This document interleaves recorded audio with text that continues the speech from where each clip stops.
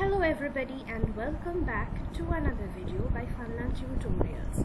In today's video we will be talking about the mathematical concept of vectors.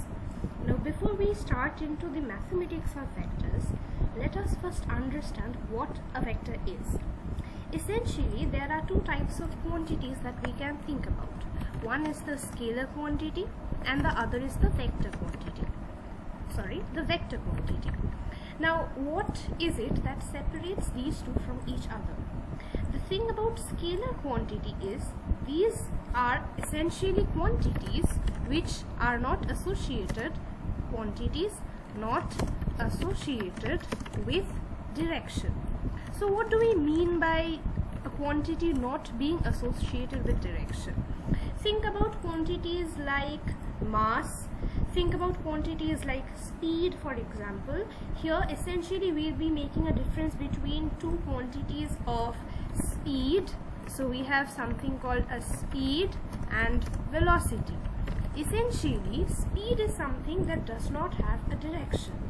A body can have the same magnitude of speed and can continuously change its direction.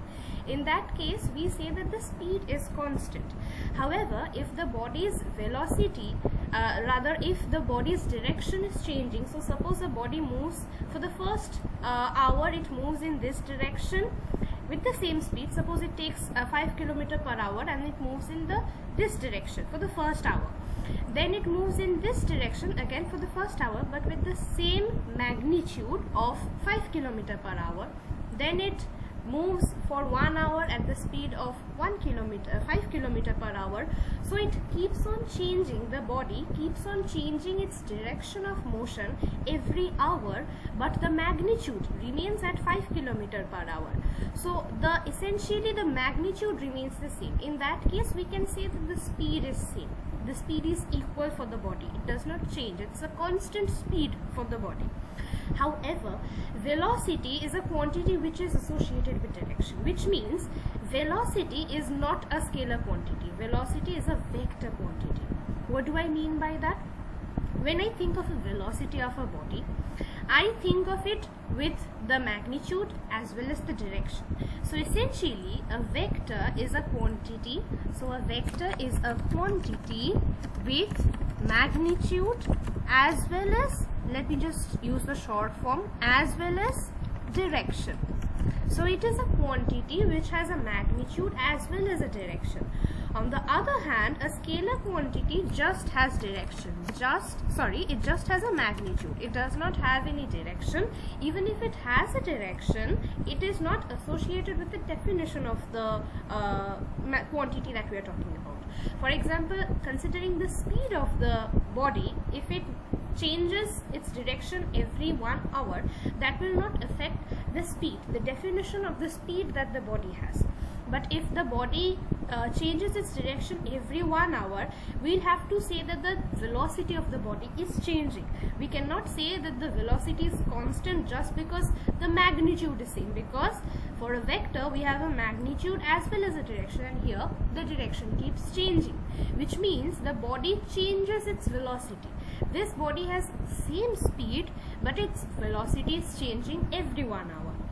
That is essentially the difference between a scalar and a vector. If you go up on the net, you will find even more differences in the quantities and the definitions of scalar and vector. But for this course, for this class, this difference between scalar and vector will suffice. Essentially, scalar is a quantity that has no direction, but it just has a magnitude, and a vector is a quantity which has a magnitude as well as a direction. So that is the basic difference between a scalar quantity and a vector quantity. Now let us look at the different parts of a vector. First of all, let us understand how do we represent a vector. So let me think of representing a vector.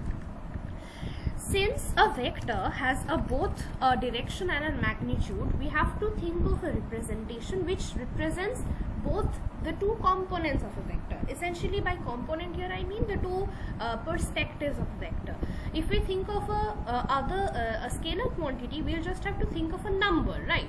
if I think of a car having a speed of 5 km/h, just 5 will, or if I have the unit properly written, so if I have 5 km/h, that will suffice to tell me what is the speed of the car.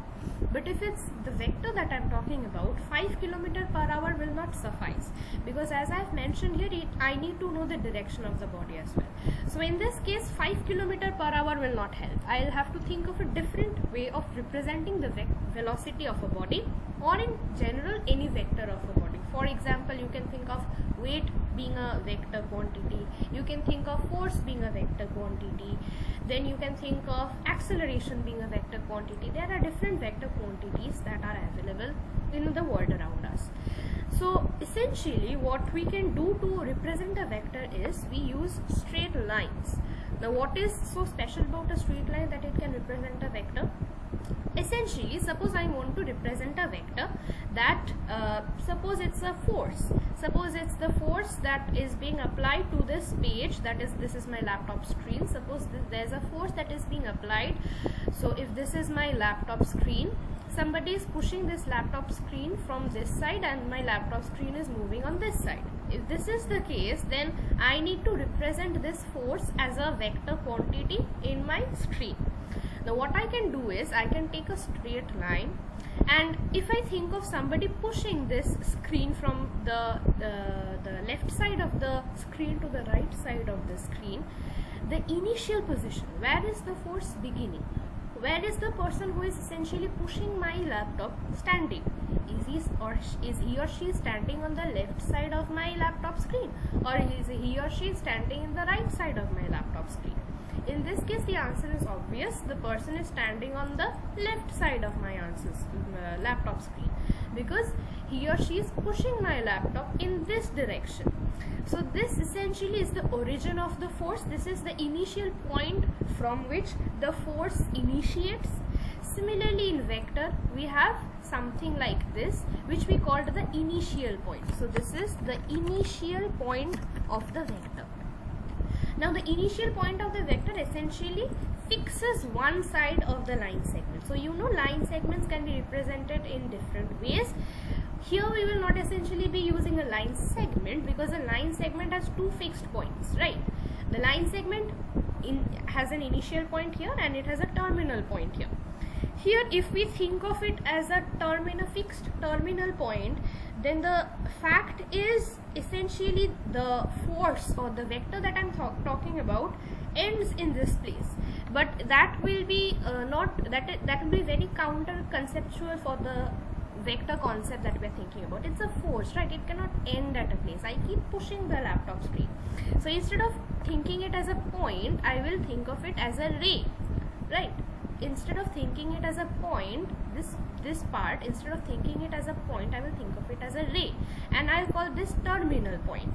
This terminal point doesn't mean that the line segment is ending here, because it's a ray, but essentially we'll be talking of it as a terminal point. So this is my terminal point, right? So a vector has an initial point and a terminal point. Now how do we denote it mathematically? Suppose I think of a vector v. So this is the v vector that I'm talking about. Since now, how do I differentiate it or separate it from a scalar quantity? We put an arrow above its head. That way we can say that, look, this is a vector quantity that I'm talking about. So essentially, this is how we represent a vector quantity. A vector quantity has an initial point from which the vector essentially originates. It has a terminal point essentially towards the direction it moves in, and we denote it by any small letter, and we put an arrow above its head so that we can say or denote that this is a vector quantity.